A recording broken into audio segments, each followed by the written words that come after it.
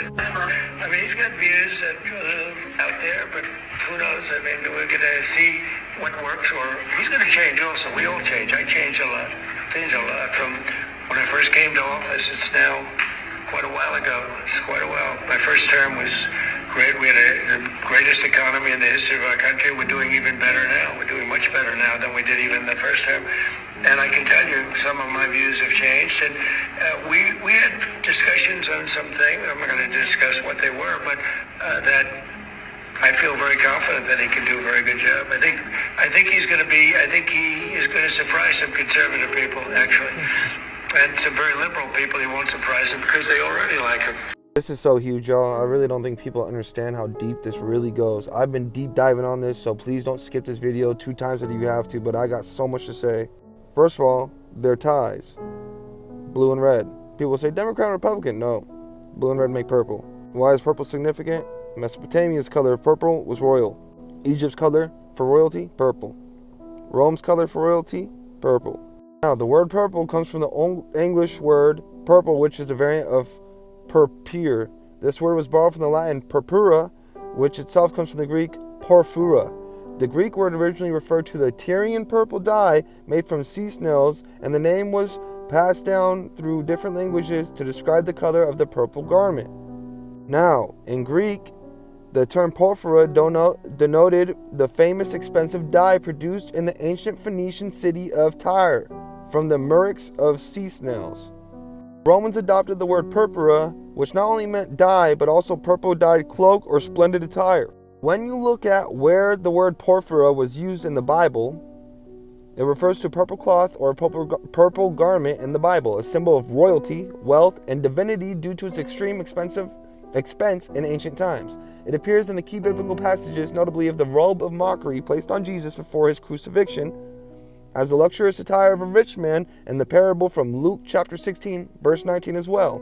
Purple garments are associated with royalty and high status, such as clothes worn by kings like Solomon and Mordecai, but it's also in Revelations for the woman dressed in purple and scarlet as a symbol of her decadent and idolatrous nature. Some evidence suggests that purple was also associated with celestial bodies like the moon and the planets in ancient Mesopotamia. The Akkadian word pelu, which can refer to a purple color, was used in this context. Tyrian purple was a rare, expensive dye used in ancient Rome, while Roman purple still refers to the color's status as a symbol of royalty and high authority, which is achieved through the use of Tyrian purple. Roman law restricted its use to the emperor and high-ranking officials, making it a powerful marker of social and political status. Now that we're done with purple and the ties, let's go to the handshake. That's a Freemason handshake. That's a Master Mason one, in fact. In fact, it is the same handshake that these two are doing, and you can check out the ring right there. It's a Freemason ring. Freemason robes they're wearing. Just like this one. See it? Nothing different. Now look at this bottom paragraph, because this is really important.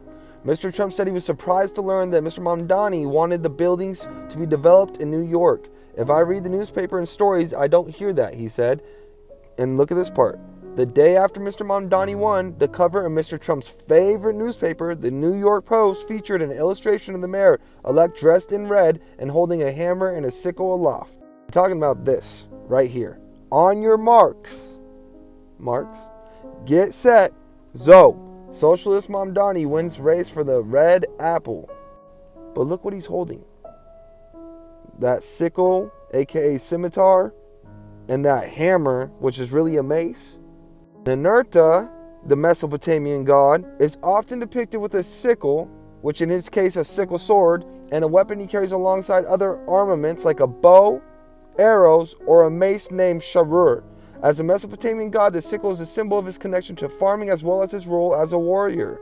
The sickle sword represents his association with both agriculture and warfare. Ninurta is a god of both farming and war, and the sickle is a fitting weapon to embody these dual roles. The sickle is a common accessory he carries in ancient Mesopotamian relief and art, often shown hanging from his body. Y'all seen it yet? Y'all get what I'm coming at with this? That is who he is. Don't believe me yet? We'll go further. It's alright. Let's keep going. Now, the word York goes to the yew tree. The name York has evolved from the Britannic name for a yew tree place, right?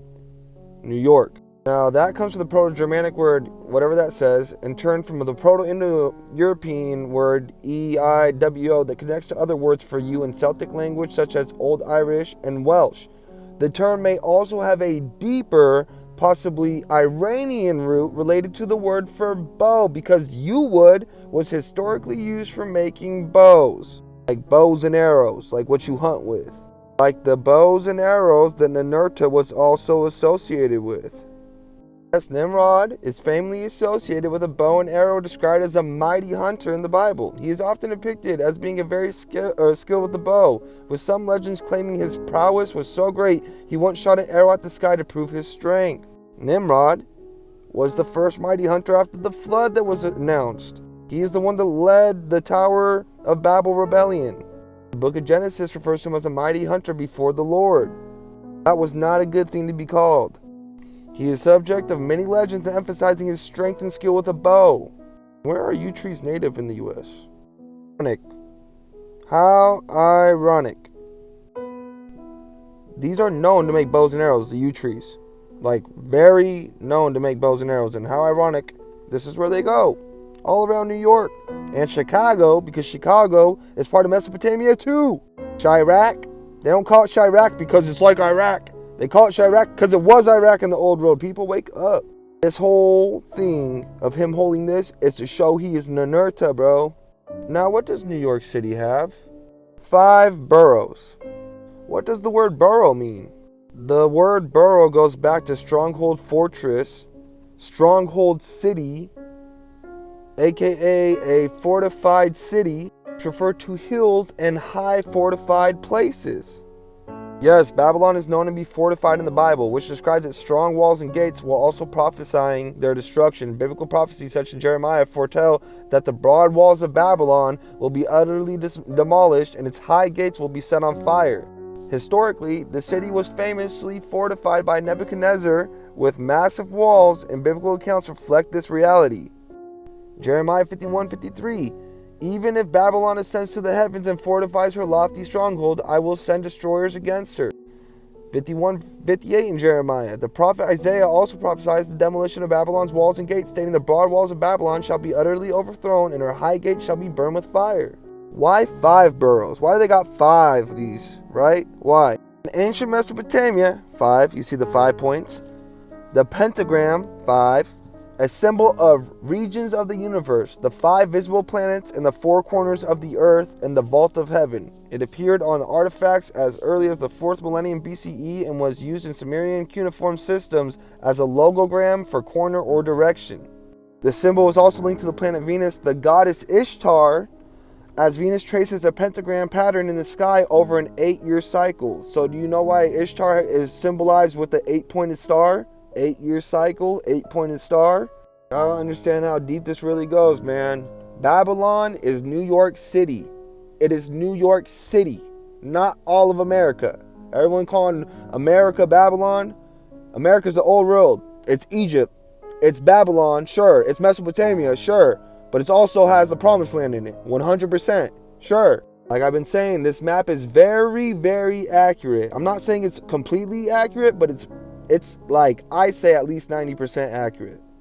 It's a really good map.